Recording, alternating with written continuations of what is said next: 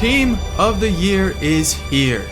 In the past, we have had some very controversial choices into Team of the Year, but this season is going to be different because this is by far the most controversial. Almost any position you can argue, aside from maybe the striker position and the right wing position, but the rest of them are really going to be a toss-up.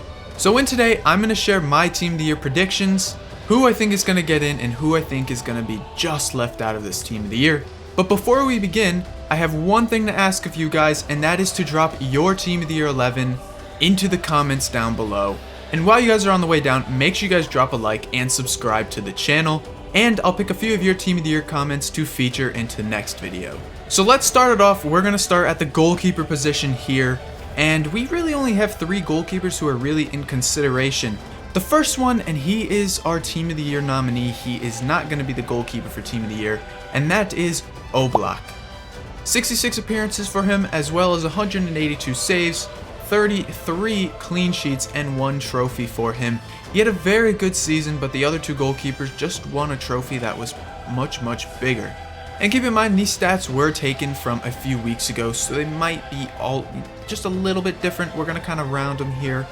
But our next goalkeeper, and this one I already know some people are going to be flying down to the comments. Our Team of the Year nominee, second place to the first place goalkeeper spot, Donnarumma. 65 appearances, 158 saves, and 30 clean sheets. Now I know, Euro winner. It's very tough to choose one of these two guys. I understand that. But Donnarumma, he gets my Team of the Year nominee one and not into Team of the Year. He did win 1 trophy, that was the Euros. He had a amazing display that whole tournament, and then of course he basically won it for Italy in the final in that penalty shootout.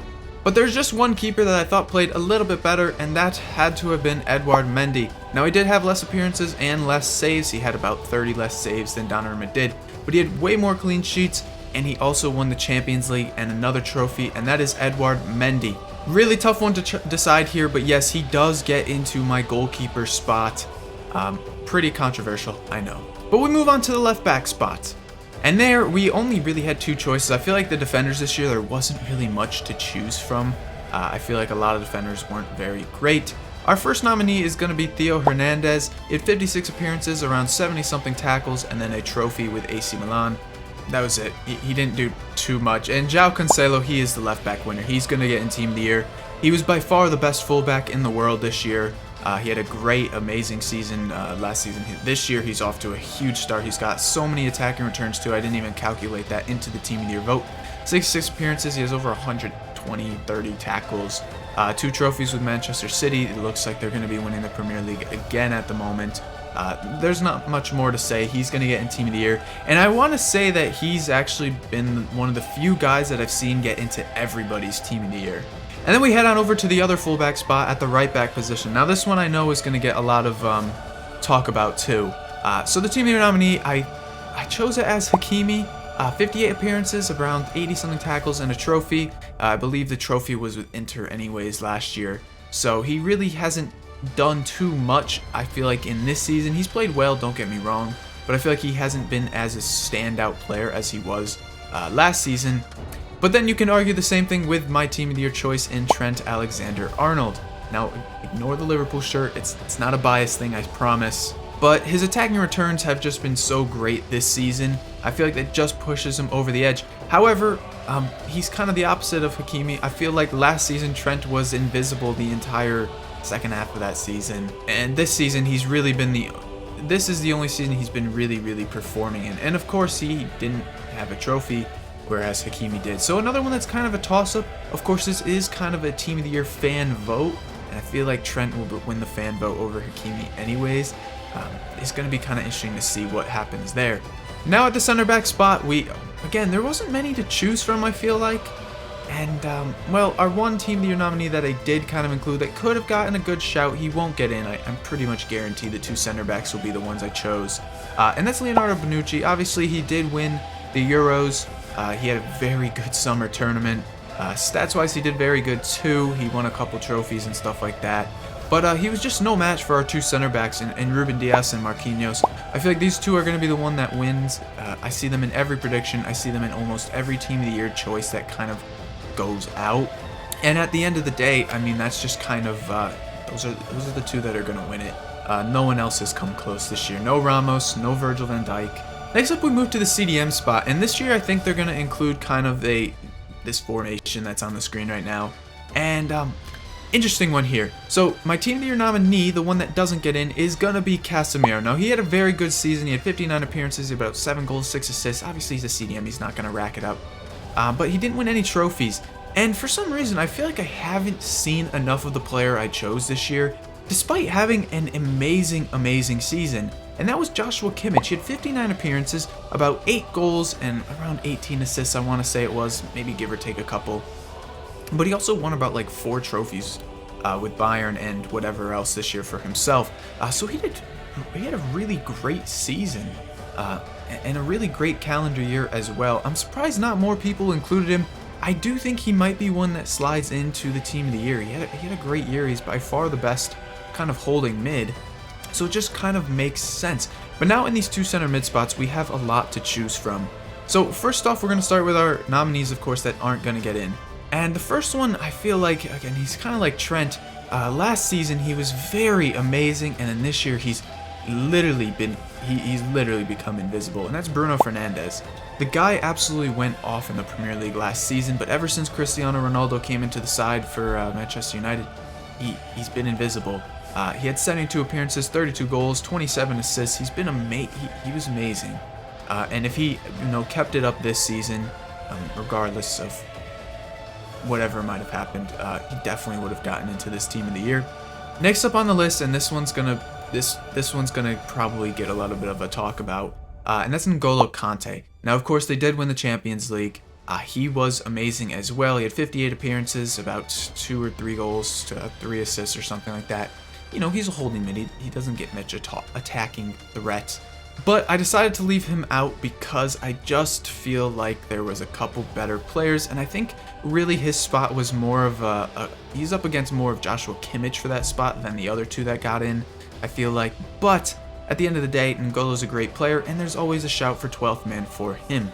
Next up, we have Mason Mount, and he probably had a better season than N'Golo Kante did too. He had 67 appearances, around 15 goals, 10 assists, 2 trophies, of course. He was, again, a great player for Chelsea, and I think, in a few years' time, we'll be talking about Mason Mount getting into Team of the Year. And then we have a player who really just hasn't been talked about. And he might actually be one that does slide into Team of the Year. I would have thrown him in, but I'll kind of talk about why I didn't after. And that is Muller. Just alone this season, he has 26 appearances in the 21-22 season, 8 goals, 17 assists. Last year, he had around 20 plus assists. Nobody talks about that enough. He should be a guy who gets into Team of the Year. He probably won't. He's literally the most underrated player, I feel like, in the world. Nobody talks about Muller enough.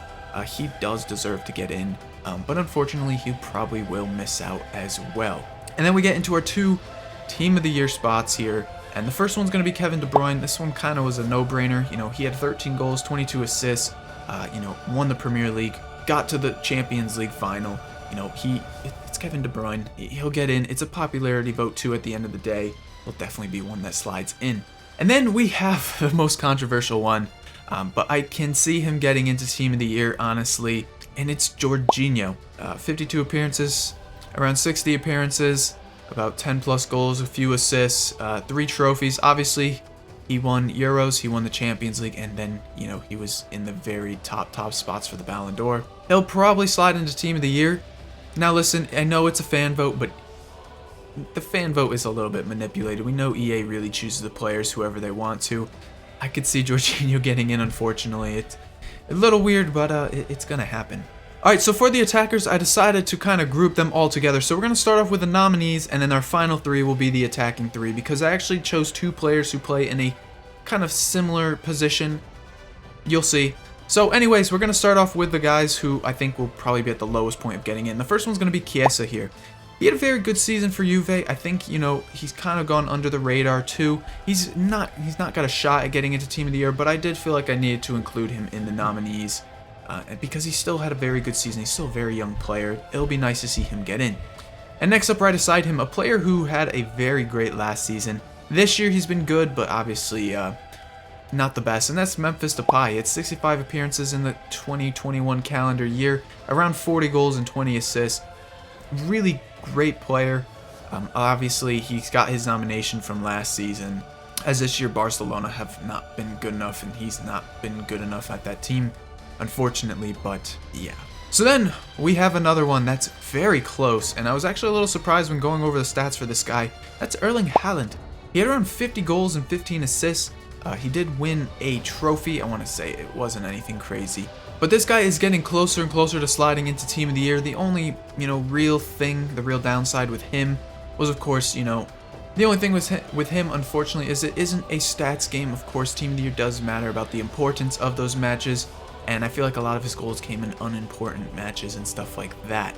So then we get to Kylian Mbappe. Yes, I don't think he's going to slide into Team of the Year this year, despite having an amazing season, around 45 plus goals, 20-something assists, a few trophies, but no Champions League. They didn't win their league last year. I just find it very hard for a lot of these PSG players to kind of slide in when they just haven't won too much.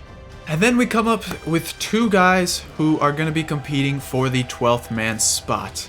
And the guy who is not going to get in is Cristiano Ronaldo. I know, very controversial, but this year at Manchester United, he hasn't been good enough. He did win some things in Italy, but he's only been a shadow of himself. He hasn't been, at the peak Cristiano, which is to be expected. He is getting older. Around 57 appearances, around close to 50 goals, but only very, very low assists. He wasn't good enough, in my opinion, compared to some of these other forwards. And the man who's going to slide into the 12th man spot for me is probably going to be Karim Benzema. Benzema has been absolutely insane this year, and it's probably a robbery he won't get in, just due to, I don't know, I really couldn't tell you. But he had 61 appearances, 44 goals, 17 assists. Of course, Madrid really didn't win too much, but he's been insane. He's carried that team over the last year. He kind of, played very well last season. I feel like this year he's still playing great, but he hasn't been as great as he was. I feel like this year Vinicius Jr. and a few others are really stepping up for Real Madrid, where, last year it seemed it was all Benzema. So then at one of the winger spots, we are going to throw in Mohamed Salah. Last year with a depleted Liverpool team, he ended up still dropping around 20 plus goals last season alone. And then, of course, this season, he probably has been the best player in the months of October, November, and maybe the beginning of December. So it's kind of a no-brainer to throw him in. He's going to get into a lot of people's predicted teams. I'm sure he's probably going to slide in. And then we have, at the other winger spot, Leo Messi, carrying that Barcelona team last year. And, of course, he did win Copa America in the summer, too, which is probably enough to solidify him in. He won the Ballon d'Or. Messi's in. He's in. And then finally, a guy who deserves way much more than what he gets, Lewandowski, and he'll finalize my Team of the Year prediction side. 57 appearances for him. He scored over 70 goals this calendar year. A good amount of assists to kind of throw in with that. And of course, 4 trophies as well as with the rest of the Bayern Munich guys. It's Robert Lewandowski. He's had a great season, and that's kind of all there is to it. Again, guys, let me know your Team of the Year predictions down below. I'm really eager to see what you guys have to say. And of course, make sure to subscribe. Thanks for watching, guys. Till tomorrow. Peace.